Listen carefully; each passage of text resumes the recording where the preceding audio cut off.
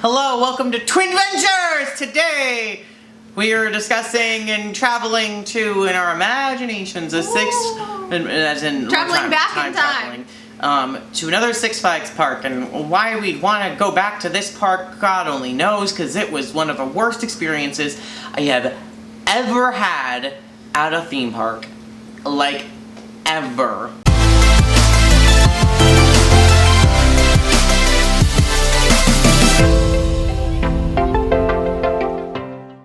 Is it great? Is it American? See, what's particularly bothersome to me is the fact that this is the one that I had been to as a kid.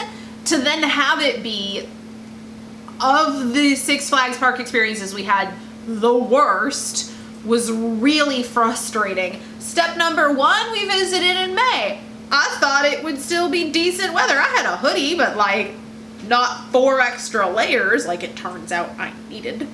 So I spent the whole day cold and miserable. I think the first one I'm going to start with is the food issues, and that then leads into the team member issues. The overall issue was we were there right at the beginning of the season, and no one's training was complete.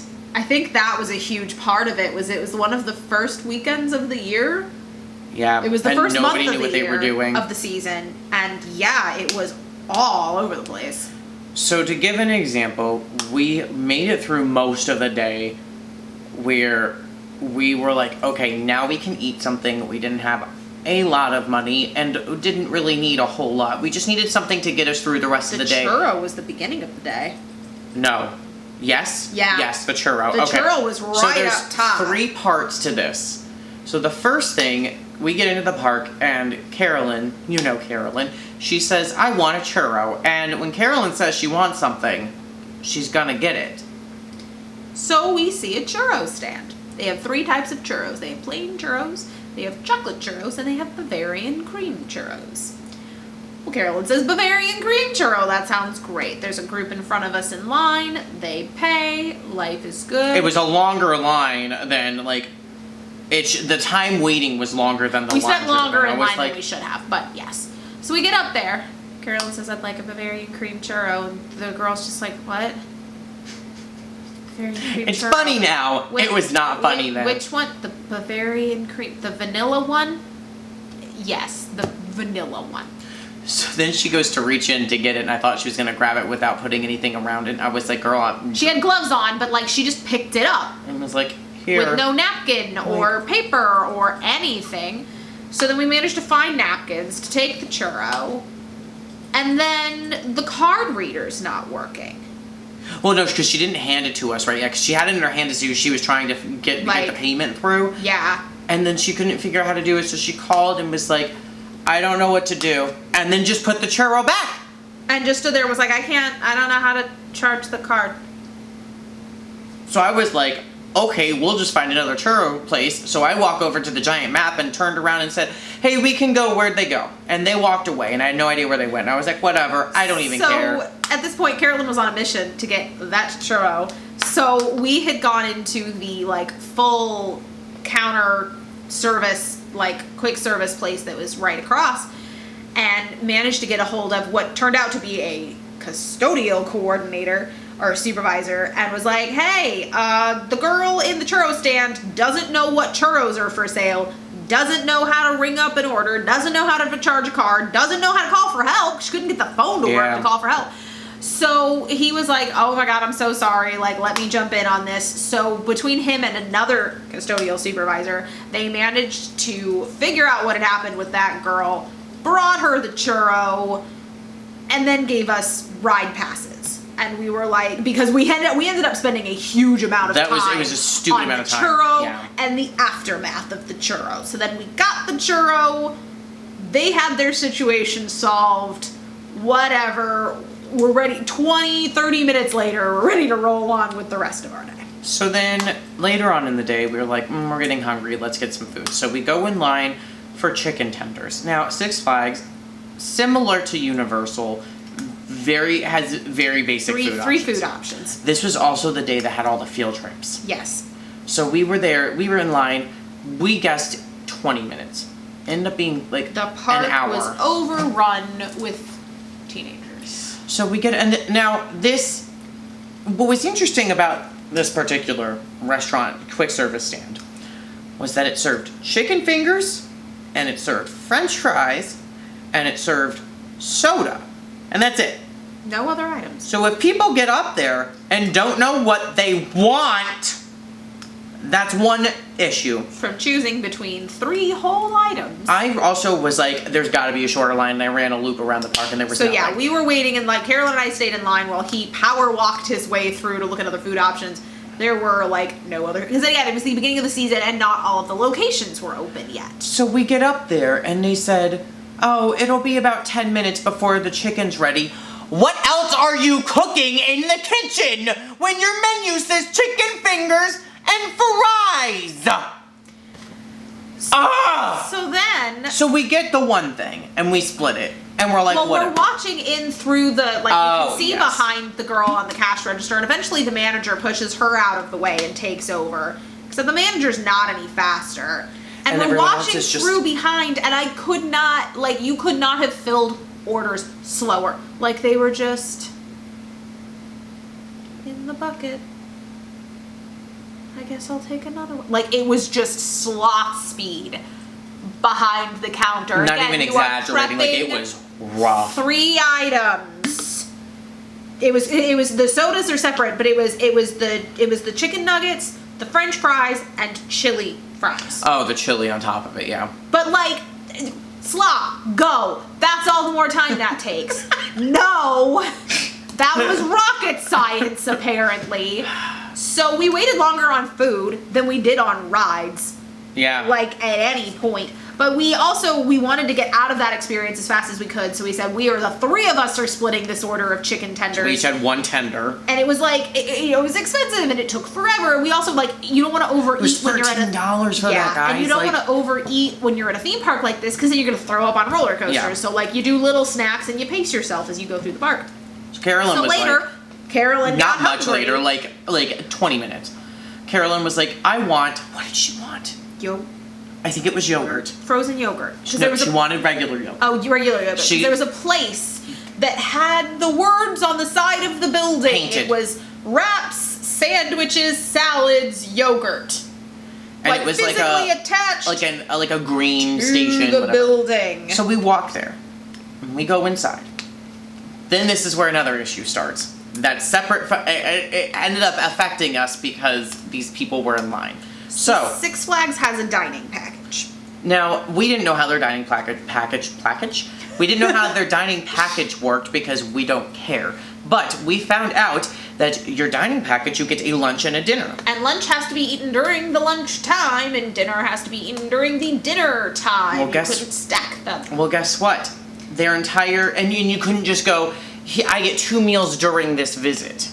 No. That was a problem. One in this window and one in this window, and they were in line towards the end of the lunch window. So, I went and sat down and fell asleep at a table. That's a separate thing. So, the problem being, we were in line waiting to get this yogurt, and we get up there, and the woman in front of us says, hi, I want to use my lunch thing, and she goes to swipe the pass, and it is 3:31 by the time she gets up there and orders. Now, we were waiting in line for at least 30 minutes at this point for yogurt. So she gets up there, she swipes the thing, and she goes, oh, it's after the 3:30 mark. I can't do anything. And every single person behind us also purchased the dining package and were furious when they found out they spent money on this And weren't getting it. and then didn't get it. Because they couldn't override it in their machine. Now because the location was moving so slow that they'd already spent a half an hour in line and were in line well before the end of their lunch window. Mm-hmm. So then at that point, everyone was infuriated. And at that point, if I was in charge of the restaurant, I would have just been giving out food left and right. Been like, here, just take it. It's fine. Just take it, whatever. That would They be didn't the do right that. answer. They went, nothing I can do. So we go up there. Carolyn says, hi, can I please get a yogurt? And do you know what this lady says? With the sign outside on the wall, painted onto the building that says yogurt, she says, we don't serve yogurt here. So Carolyn is already like angry, irritated, like pissed, beyond It's been a rough, like, the ride situations have also been rough. and we haven't even gotten into that yet. So we get up there, and she says this, and Carolyn goes, okay, let me get a bag of chips and let me get a hot chocolate. And the woman turns around and goes, our hot chocolate machine's broken. And then stared at us. And I looked at Carolyn and I was like, I need to walk away because I'm going to strangle somebody today. I can't get arrested for strangling somebody at a Six Flags park for being stupid. So then the next question that was asked is, well, do you still want the chips? And Carolyn said, do you still have the chips? Because if you have them, I'll take them. So she bought chips. Not yogurt, chips. 30 minutes in line for chips. This is how most of our day was spent, was waiting in line for food. Now, granted, she did get her hot chocolate by the end of the day. It took a lot of effort. So what happened was we went to guest services and explained everything, and the guy was like, so he was like, so what, I said, I don't like to complain, but we had a lot of issues today, and I just want to make sure it's documented so that you guys can take care of it however you want to. And he goes, oh, okay. So what was the guy was super, super nice. Yeah. And he goes, okay, so where were the issues? I said, well, mostly they were with the food and beverage team. And he went, all right, what happened? And I was like, oh, is this a common theme for the day?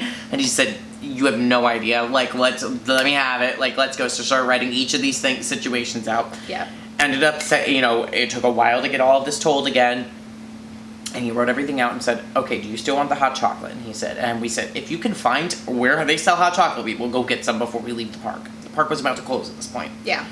So we stopped at guest services on our way out of the On our way out. So this was the end of the day at this point. So he gave us, like, what, $30 or so? Voucher, yeah. In vouchers. Something, he gave us some sort of compensation in vouchers and said, I already called this place. It's up and around the corner. But they're closing open. in They like are 5 closing. minutes. Go now, get it, use it, get your hot chocolate. So we get Carolyn's hot chocolate. We get 2 caramel apples, I think. There was enough that we were like, we're going to use this now. We got 2 hot chocolates and a caramel apple. And then I said, I'm in a theme park. You know what Eric wants when he's in the theme park? If he can get one but not have to pay for it, is an apple, is a pretzel. I love pretzels. And if I can get one that I don't have to pay ridiculous amounts of money for, I'm going to get it. So, I was like, if I can see one out, I know there's a pretzel thing right outside, right before we exit. So yeah, there's one last snack stand on the way out of the park. And we're waiting in line. And it's raining at this point. So we're standing there. There's one family in front of me, and they're looking, and they said, we want nachos. And I was like... Well, because there was only one pretzel left in the case, and he was like, dear God, I hope the family in front of us doesn't order a Did I say that? Yes. I did, okay, so I did say that. Because then they asked for nachos, and they you were said, like, oh, thank I was goodness. like, oh, good. And they said, oh, we're out of nachos. And they said, oh, okay, I guess we'll have a pretzel. And I walked away so angry. I ended up getting combos. Like, I went into the store and said, can I use these here? And we got combos and walked out. And I was like, I got pretzels in some form, but it was... But no, you had said before they ordered, you said, because God, it was ironic. Because you said, God, I hope they don't order the pretzel. And then they said nachos, and you were like, yes. And then there were no nachos, and they took the pretzel, and they didn't even really want it. Like, it was just, like, no one was happy. Everyone, it was a miserable day all around the circle. The ride situations, we went on one that the way the restraints popped open, the restraint revolution. It was an over the shoulder restraint, and it slammed open and bounced back down, and it bounced back down as I was trying to get up. So it went boom and slammed down on the top of my head. I had a really awful headache after that. I was already not feeling good, so like a headache from a restraint hitting me in the head was not a good thing for me. So that was a mess. This was also the one we went on the kiddie coaster that was kind of like the Barnstormer at Disney, and then I lost my hat and I was very angry. It was a Dollar Tree hat, so I wasn't as like furious about it, but I was just like, what, of all the things I could have lost my hat on. I took them on Demon because it was the one that I had like grown up riding, and it was super rough and unimpressive. I was like, oof. I understood like what the intent was of it, but like and it was also, not maintained. like it had been 20 years since I'd been on it. This was the one with the Joker coaster that did the weird, like, inversion thing as it went around. Which I loved and no one else did. Yeah, I'm not a huge fan of that. Like, I'm all about flipping around. I don't like not knowing what direction I'm sitting in. I don't like that feeling. If I'm upside down, I'm upside down, and that's it. This was also the one with X-Flight, which is... Which I loved. No one else did. This was the one with the Joker coaster that did the weird, like, inversion thing as it went around. I don't like not knowing where I what direction I'm sitting in. I don't like that feeling. If I'm upside down, I'm upside down, and that's it. This was also the one with And this is the one where we wrote it and we liked it. Yes, because this is the one where you lean forward and it's like you're on. It's the whole thing is aviation theme. So you're like flying through, and it's kind of like Superman's ride where you're like. But it's like you were like test pilots. And you're like test pilots, and it was like, oh, this was, and it was smooth, and it was everything that I wanted it to be, and I was like, this is good. There was also Superman's Ultimate Flight there, which was also like, you know, same good things. Yeah, the same Justice League ride that we'd already been on in Atlanta. Yeah, we went on Goliath, we went on Demon.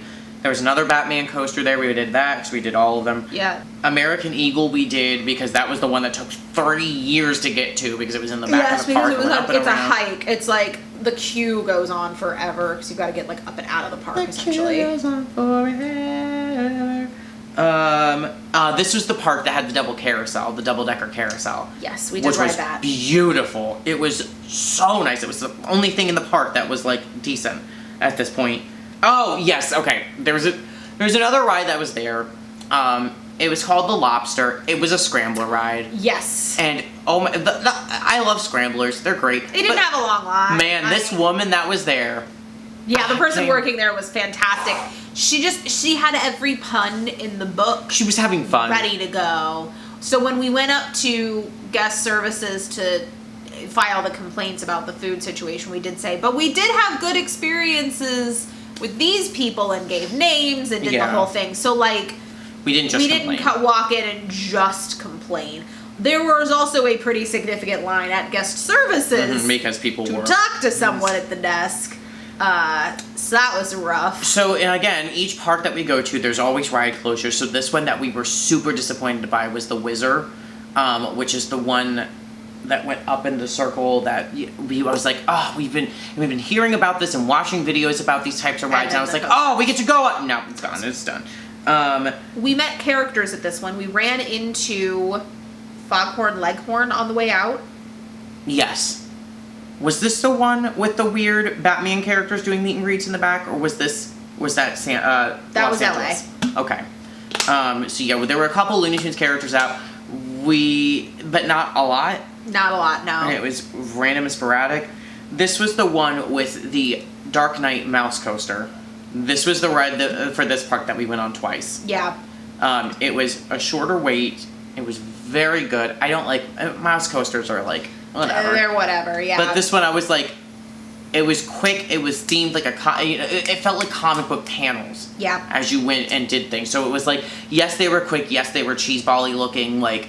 But they read quickly because you didn't have time to study to see. You were just flying past it. That one was a lot of fun. Into the water ride.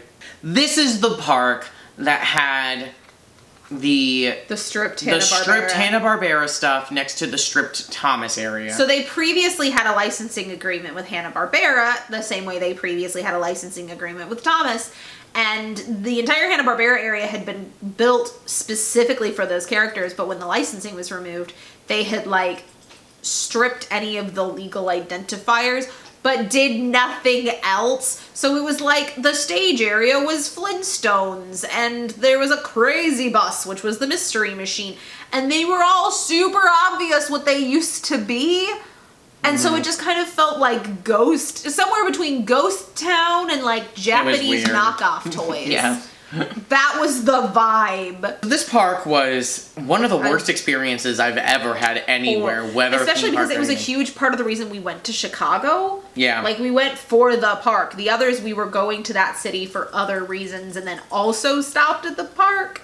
This one was like we went out of the way to go. Like that was the main motivation to that trip. That was a disappointment. Six Flags. Also, what the hell does have a Six Flags Day mean? What does that mean? I don't. Stop trying to do this. Come up with a theme. Come up with a phrase. Six Flags Day. Okay, have a disappointment.